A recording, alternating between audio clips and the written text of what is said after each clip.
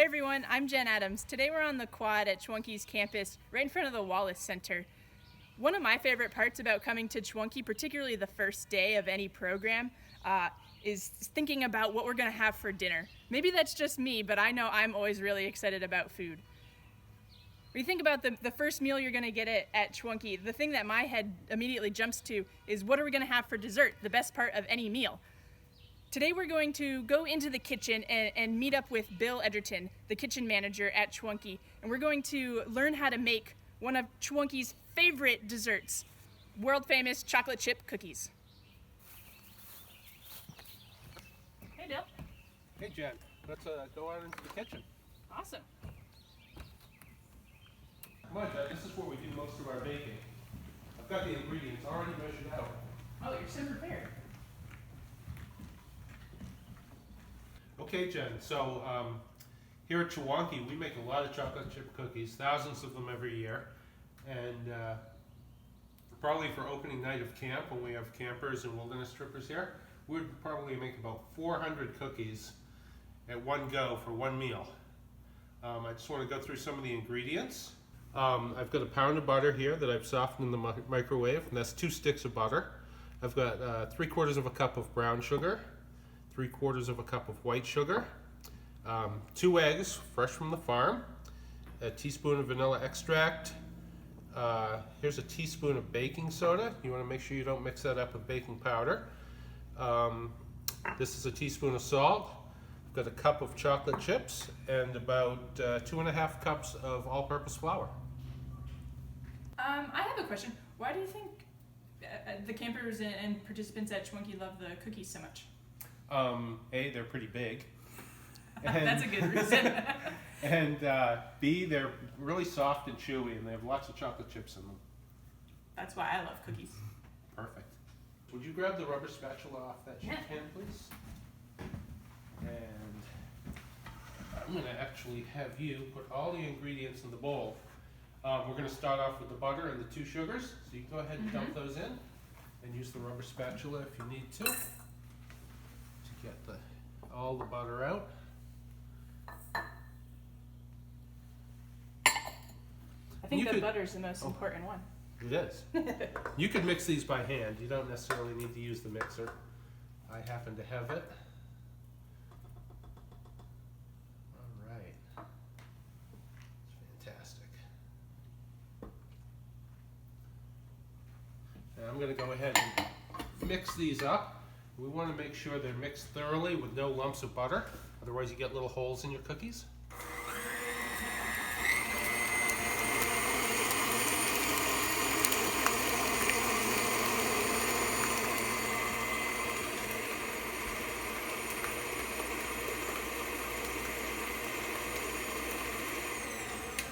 That's great. Jen, would you take the spatula and just scrape that down a little bit? Then we're going to go ahead add the eggs and vanilla.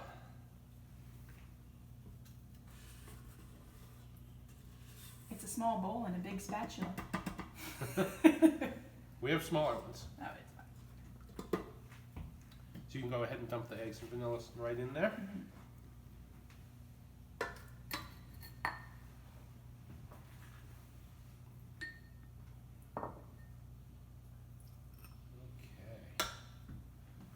Mix this up.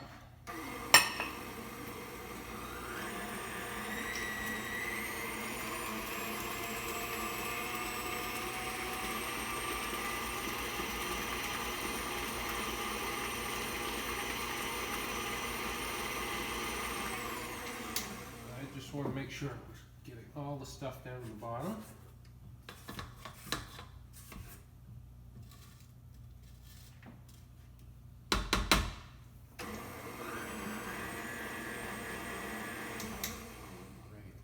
And now we can add the rest of the ingredients.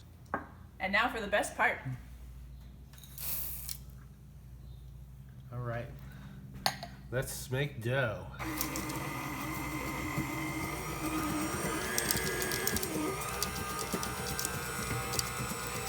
So Bill, what would be different about the process you've told us about if we were making 400 cookies?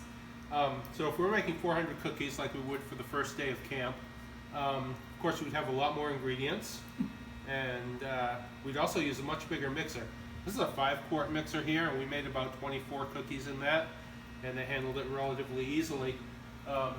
For a big batch, we would use this mixer here, which is 30 quarts. And we might even have to do a couple of batches in this in order to get 400 cookies. We have a lever here that raises and lowers it, which is kind of fun. And when we get it in position, we actually close this cage so nobody can put their fingers in there. It's a pretty powerful machine, and it could probably really hurt your hand. When we turn it on, all we do is push a button, like that. And it's got a stop button. And this mixer's also got a cool timer on it. So if I need to go do something else, and I need the dough to mix for 3 minutes, I can set the timer on the side, and it will run for 3 minutes, then turn itself off. All right, Jen, I think we're ready to scoop the cookies. If you want to grab that pan over there and the scoop, we can get started with that. So before we begin, we want to make sure that the pan either has a piece of parchment paper on it, like I do, or that we have sprayed or oiled the pan a little bit so that the cookies don't stick. All right? The other thing we need to remember is that we don't want the cookies too close together, or else they'll stick together. So I think we're going to try and fit about 12 cookies on this pan, so we'll go 3 this way and 4 that way. Sound good? Yeah, sounds like a good plan. All right.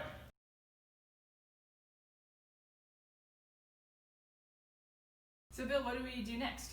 We're going to put these in the oven and let them bake for about 12 to 14 minutes. Okay. How do you tell when they're done? They'll be nice and golden brown, and still a little bit soft in the middle. That's I can't wait. I did notice we have a little bit of cookie dough left over. Can I eat some of it? I'd rather you didn't. There's a lot of bacteria that can live in the raw eggs and flours, so it'll make you sick, possibly. So should stay away from that. That makes sense. My mom did always tell me that. Okay.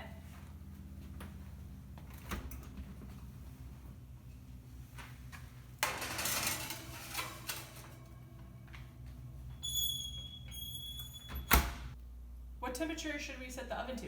That should be at 350 degrees. Okay. Perfect. I can't wait for those cookies. I'm so excited for them. What do you think goes really well with cookies, Jen? Fresh farm milk. Okay, let's go get some. Sounds good. So Jen, this is our big walk-in refrigerator. Be careful, it's 38 degrees in there. Oh.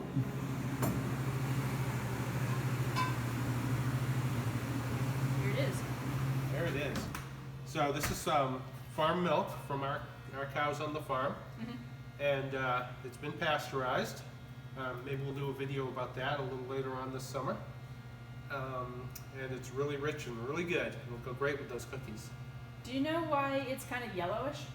Yeah, because the cows have been out grazing on fresh grass, and it's got a lot of beta carotene in it. And the cows can't metabolize beta carotene, so it stays in the milk. It comes out kind of yellowy. I think that means it's extra delicious. Extra good.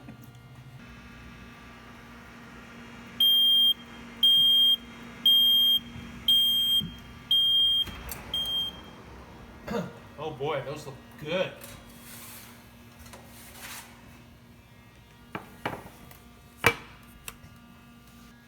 How long do we have to wait till we eat them? It depends how much you value the inside of your mouth. They're really hot right now. I'd let them cool at least 5 or 10 minutes before we eat them. I think I can make it. Okay. Bill, are there any last things that you need to remember if you're going to make these at home? I would say remember to check in with your family before you start doing anything in the kitchen. And I think most important of all is to share the cookies with somebody you love. That makes a lot of sense. Speaking of, should we go ahead and eat some? Let's. Here, I'll pour. Sounds good.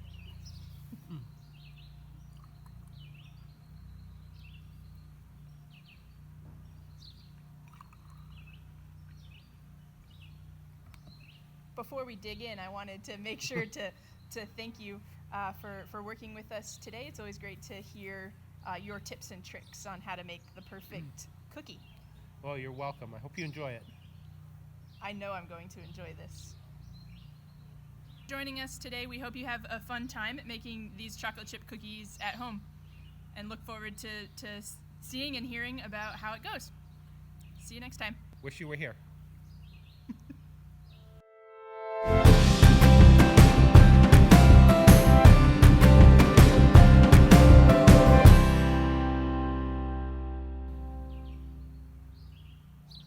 Do you dunk your cookies or do you... I mix in the mouth.